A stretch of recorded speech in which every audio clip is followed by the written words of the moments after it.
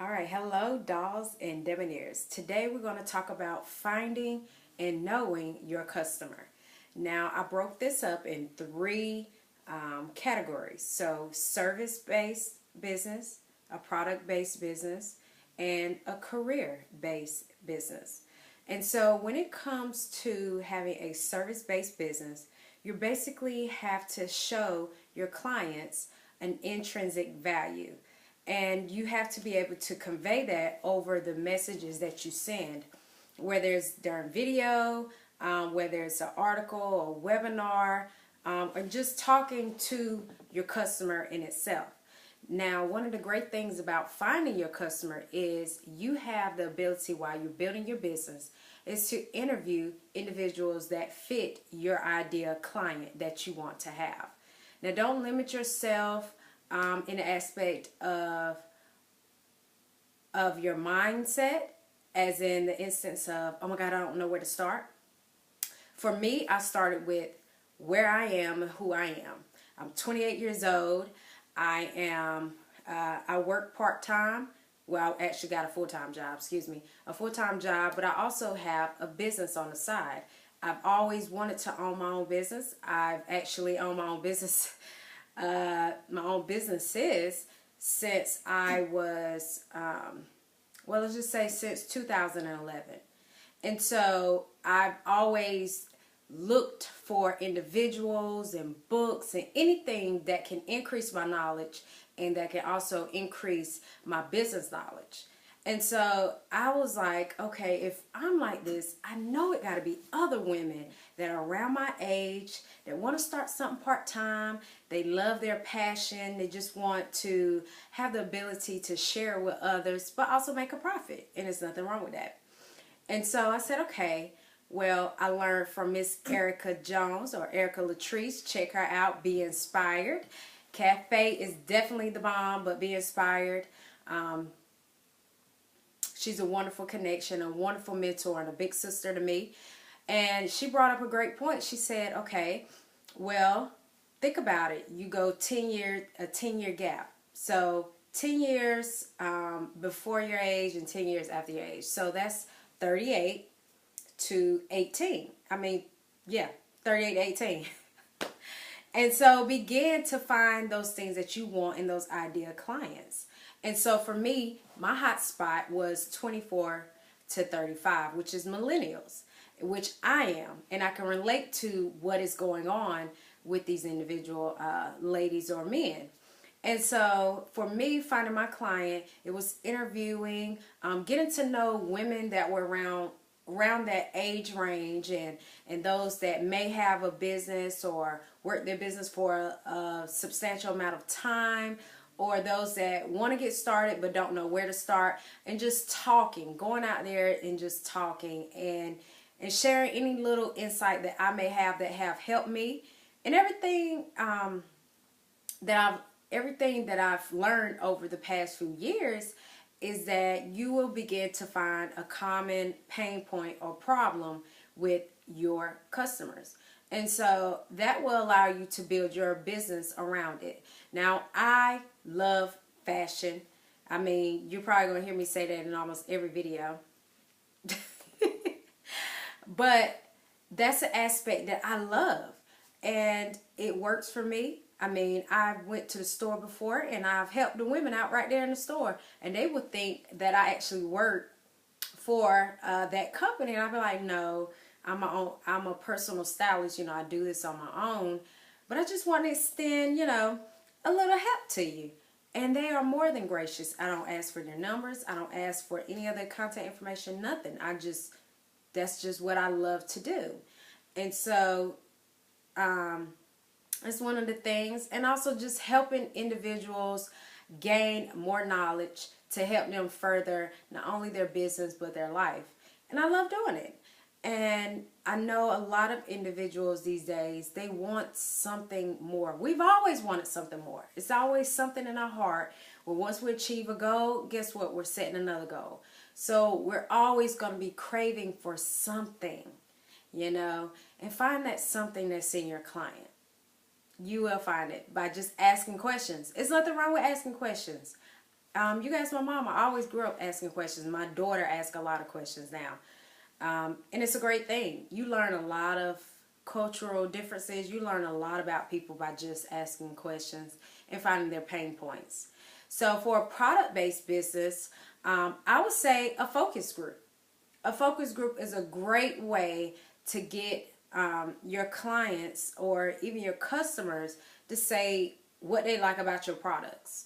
I mean, I've held a focus group one time, and I learned a lot about plus size women that I never knew because I'm not plus size.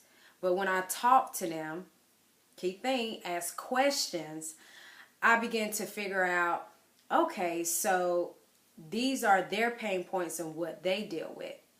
And so that will be a base. I cannot wait to start working with more of my plus size clients and having doing runway. I just love it. Fashion, that is. I digress. But having a product-based business, your value is a little more tangible. And so by you reaching out to your clients and showing them the products, having sample sales, you can always do network events. This is also for service-based clients. Always do network events so that you can get yourself out there and find out what works and what doesn't work. And when you start beginning to talk to those clients and those customers, you'll find yourself creating even more of a niche of the type of person that you want to work with, the type of people that you want to attract to your business. And also you will find that it will begin to change and evolve. And so you also got to change and evolve with your customers as well. I know that a couple of years back, Talbots had a problem with this. Their customer base was shifting, but they were not shifting with their customer base. They were trying to attract a whole new customer base when they are leaving out the ones that have been loyal to them for years. So please understand that you will have changes in your business where your clients and your customers may change, but you'll still have that base and that core of the type of clients that you want. And so make sure you still cater them because they're still going to be loyal to you. I mean, they've been loyal to you for that long. Of course, they're going to stay loyal to you. And so pay homage to that loyalty. And don't lose sight in who your customer is. When you begin to grow your business and your customers begin to grow, continue to be innovative in how you bring new insight to them because they want to know what's new. They want to know how they can improve themselves in their business. And who are they going to come to? They're going to come to you to do that. Okay? So now for the career-driven clients. Now I'm talking to the real estate agents. I'm talking to the ones that sell insurance. Those that, even if you have a business, if you are within a business and they give you an account or they tell you, hey, go drum up your business. You already have a customer base. They already have defined that for you. They have already set parameters of how to talk to clients and everything, but you can always niche out your own niche within that market. And when you do that, you're able to become an expert for those clients. And so you're building your own base where everybody else may have a wide range of who they may tackle, but you know specifically who you're going for. You start to begin to know their lingo. You start to begin to know, like I said, their pain points, and you're able to close quicker because you're able to relate more to that client. For instance, I know that I have my life insurance license, which I think is a great thing to have because you can always sell a policy and make money. But also help someone to protect their future, which is the best thing that you can do. But that's another video. I would definitely be speaking about wealth. It's a wealth mindset and a wealth strategy, of course. But back to that, I'm using insurance because I've had experience in it. We have clients from, excuse me, y'all, I'm going blank.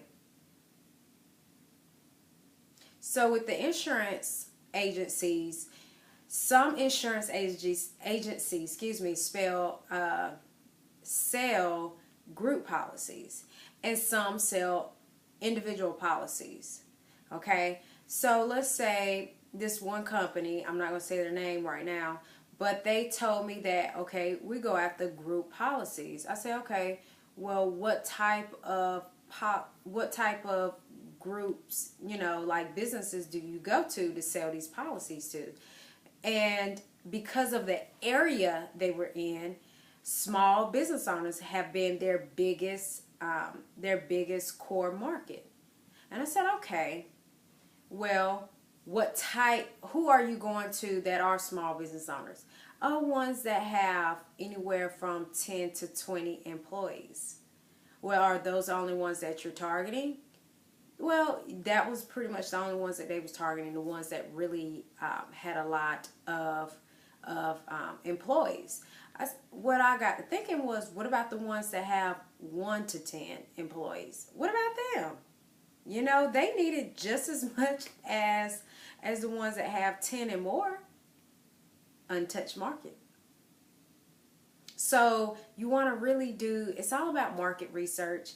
And market research is just one of those mundane things that you may think just because it's mundane, it may not be necessary, but it's really necessary. I mean, know your competitors. See what they are doing. See what they're doing to allow them to get to the success they are at.